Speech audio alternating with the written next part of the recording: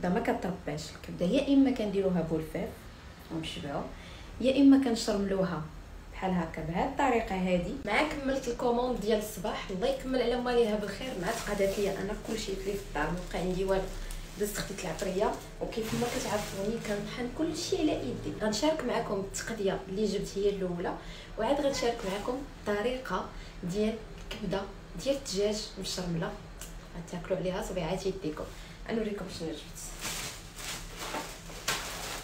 خديت الروز، هذا الروز كنقولوا ليه الروز ديال النسر، هذا حتى هو غنصاوب لكم به وصفه ديال الروز بالزبده اللي كتحمقني بزاف. مشيت طحنت عطريه كامله حميره، البزار كنخلط الكحل مع الابيض، سكينجبير، عرفتوا الغامضه نعطس، ثومه،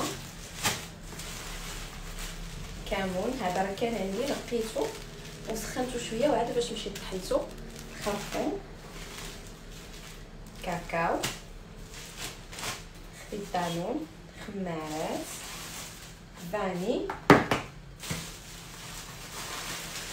وخديت كاوكاو والشكلاط. باش غنصوب لكم واحد الكيكه غادي تعجبكم، قولوا لي ما غتعجبكمش. وهنا دزت عند الجزار وخديت الكبده ديال الدجاج. عرفتوا الفوائد ديالها شحال؟ انا ما غنقولش لكم الفوائد ديالها، غنخليكم نتوما تقلبوا وتبحثوا على الفوائد ديالها، بالاخص الناس اللي عندهم فقر الدم. عندي هنا بصيله ومطيشه وبيض. دابا غندوزو نغسلو الكبده باش نشرملوها. الكبيده ديالنا ها هي تغسلات، ها نتوما حيد منها كاع داك العروق، اي حاجه زايده فيها كنحيدوها، كنقيوها مزيان. غسلتها بالماء شحال من مره. دابا باش تحيد لنا الزفوره غنزيد ليها يا اما الخل شويه يا اما الحامض، ما غنديرش ليها الملحه وما غنسلقهاش، غادي نشرملوها نيشان. هانتوما غادي نكبها في البانيو. بسم الله.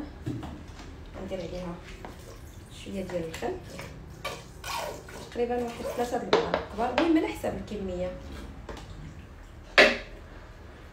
هانتوما راه كيبدا كيتبدل اللون ديالها، كتبدا كتبيض. غنخليها مرقده واحد شويه بين ما وجدت المقله ديالي. شوفوا غيبان لكم هادشي مرون هكا. راه غادي ندير العطريه من البلاستيك نيشان حتى الزربانه بدلات غني واحد لانيفرسير، خاصني ندير لهم الكاطو ديالهم. حتى نساليو غادي نغسل القريعات وندير فيهم العطريه. غادي ناخذ دابا زيت العود، بسم الله. ندير القياس اللي غادي يخصنا. عندي هنا بصله محكوكه اولا مشلده رقيقه، تقدروا ديروها حتى طرونشيات، المهم كيف ما بغيتوا البصله كيف ما بغيتوها. انا كنبغيها بحال هكا، ومعها 4 الفصوص ديال الثومه. هذا الشيء اللي كنقول لكم درتو في كيلو ديال الكبده. بسم الله.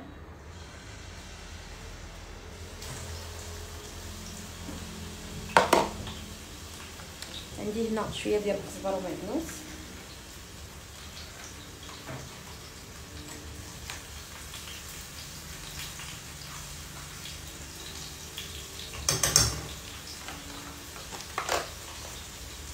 عندي شويه هانتوما البابه ديال الحامض المصير. المهم انا بحال هكا كنديرها، كل طريقته، ولكن هاد الطريقه هذه غير جربوها ما غاديش تندموا. غادي نبداو نحركو هاد البصله مع الثومه وزيت العود والربيع. لا الربيحه طالعه. عرفتوا هاد الشتيوه تبارك الله، الله يرحمنا والله يعطينا على قد النفع يا ربي. دابا غادي نبداو العطريه. انا نورمالمون كندير العطريه بيدي، اليوم غادي ندير لكم بالمعلقه باش تحاولوا تاخذوا القياس. اولا عندي خرقوم، بحال نقولوا معلقه صغيره،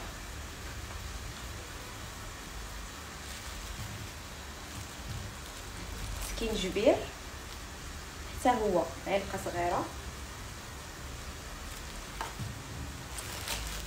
الكمون غنديروا معلقه كبيره، هانتوما غنقصوا العافيه. عندي تحميره حتى هي معلقه صغيره،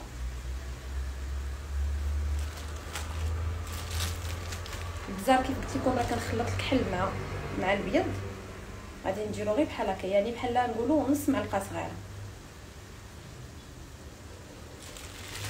وعندي معلقه هكا ما عامراش ديال القزبر مطحون، بطبيعه الحال مليحه. وغادي نحركو كلشي.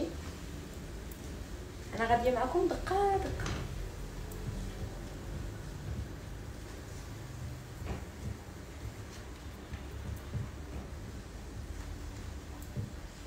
دابا غنزيدو العافيه.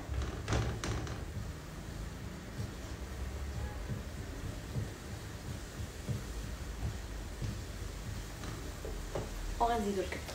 غنزيدو الكبده مباشره كما قلت لكم بلا سليق بلا والو. بسم الله. غنحركو مزيان باش الكبده ديالنا تشرمل. هذا هو السر، ان الكبده مشرمله.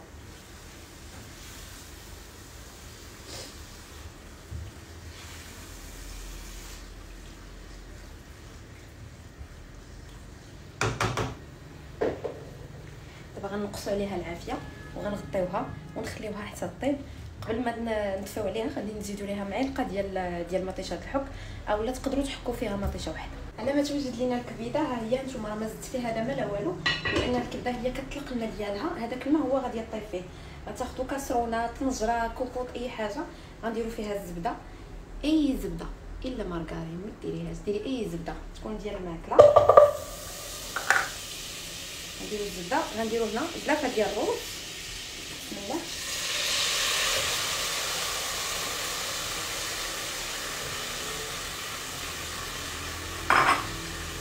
غنشحروا هذاك الروز مزيان في ديك الزبده.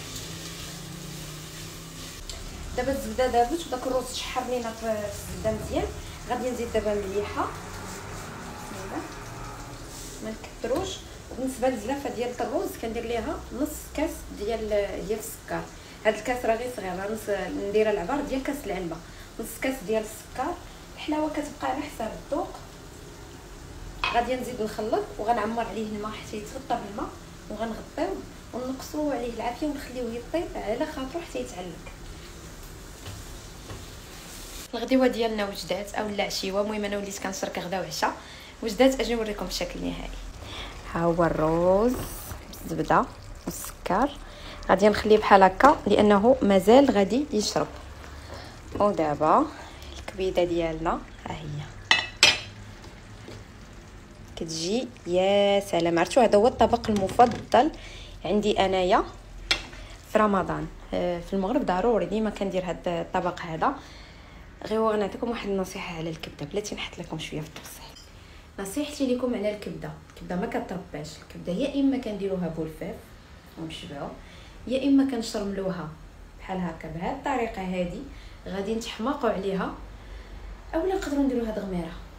اهم حاجه ما تربيوهاش، كلوها احسن.